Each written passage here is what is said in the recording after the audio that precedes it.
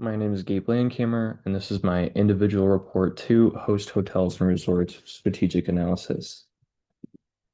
I will be walking us through a summary overview, justification, PESTLE, five force framework, VRIO, business level strategy, corporate level strategy, and my interpretation and recommendations. Host is headquartered in Bethesda, Maryland, and owns approximately 70 to 80 luxury and upper upscale hotels. Their portfolio includes iconic assets branded under Marriott, Ritz-Carlton, Hyatt, and Four Seasons, with over $20 billion in total assets and market capitalization around 12 to 14 billion. Host operates at the highest tier of hotel real estate ownership.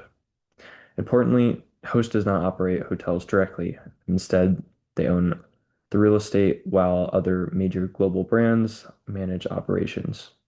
Their business model focuses on premium urban and resort assets with driven with revenue driven by room rates, food and beverage, and group and convention demand. Their strategy centers on asset recycling and disciplined capital allocation. Why Host Hotels and Resorts? I chose Host because I think that it aligns perfectly with my hospitality management major and my concentration in lodging real estate. Long term, I'm interested in hotel real estate investment and potentially real estate acquisitions. Host operates directly at the intersection of capital markets, acquisitions, dispositions, restructuring, and asset management, all areas that align with both my academic focus and my internship experience in Marriott operations and hotel investment modeling. With a quick pestle analysis, politically, Host benefits from rate tax advantages, but also creates risk if tax policy changes. Additionally, many of its assets are in union-heavy urban markets, which increase labor negotiation complexity. Economically, Host is highly cyclical. Hotel demand fluctuates with GDP growth, interest rates, and inflation. Rising interest rates increase borrowing costs and cap rate expansion risk, directly affecting valuation. Socially, travel demand has rebounded strongly post-pandemic, particularly luxury and experiential travel.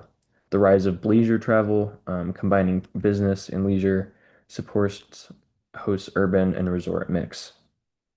Technologically, revenue management systems and AI-driven pricing tools improve ADR optimization. However, Host depends heavily on brand technology platforms rather than owning any of its own. Environmentally, climate risk is significant. Many resort properties are exposed to hurricanes, wildfires, or other natural disasters. ESG pressures are also increasing among its institutional investors. Legally, Host operates under complex management contracts and franchise agreements with reduced direct operational control. Going over another quick pestle analysis. Politically, there are tourism boards with government tourism initiatives. Economically, capital requirements, high initial investment. Socially, with group clients and negotiation power of groups. Technologically, there is an increase in transparency online with online agencies and travel agencies. Environmentally, with urban land and scarcity of prime land for these properties. Legally, hotel brands with strong brand leverage. And now we will look at the competitive structure. The threat of new entrants is low. Hotels require massive capital investment, and prime urban land is scarce. Bargaining power of suppliers, meaning hotel brands, is moderate to high. Marriott, Hyatt, and Hilton control distribution systems and loyalty programs, giving them leverage in many management contracts. Buyer power is also high. So group clients and corporate contracts negotiate aggressively, and online travel agencies increase transparencies. The threat of substitutes is moderate, however. Airbnb and alternative accommodations offer competitive lodging options, particularly in urban markets. Rivalry is also high, with hosts competing with other lodging REITs like Park Hotel and Resorts, Pebblebrook Hotel Trust, and Riemann Hospitality Properties. Competition centers on asset quality, location, and balance sheet strength. The sixth force, complementers, includes airlines, convention centers, tourism boards. When these perform well, host benefits directly from these with their hotels and properties. From a VRIO perspective, Host luxury urban and resort portfolio is valuable, rare, and difficult to replicate due to land constraints and capital requirements. This creates sustained competitive advantage for them. Their access to capital markets as a large REIT is valuable and somewhat rare, but not fully inimitatable. Their brand partnerships are valuable but not rare. Competitors also partner with players like Marriott and Hyatt.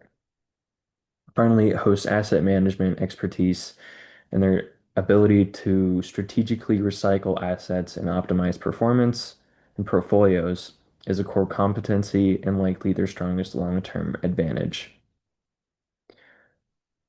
Host clearly follows a differentiation strategy for their business level strategy. They focus exclusively on luxury and upper upscale hotels and prime markets.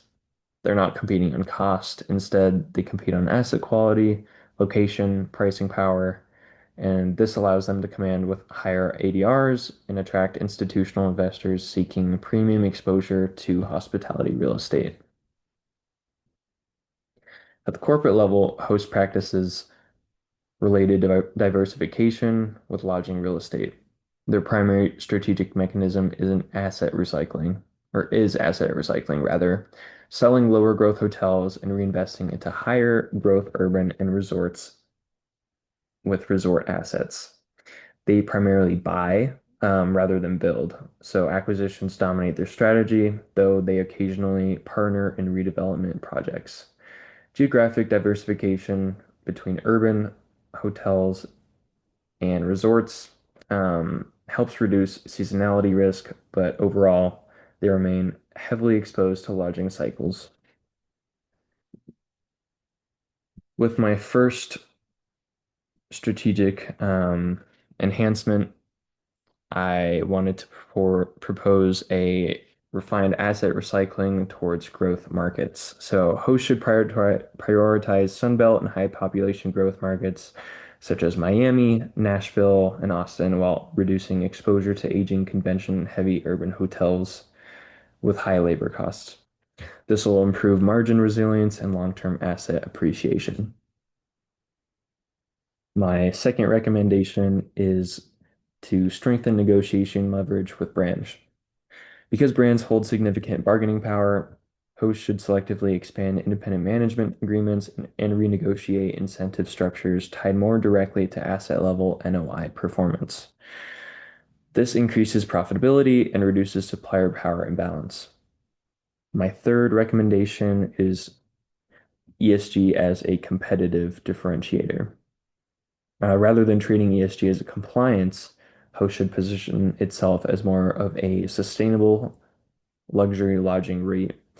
Investing in energy retrofits, LEED certifications, and climate resilience could reduce long-term costs while also attracting institutional capital focused on sustainability metrics.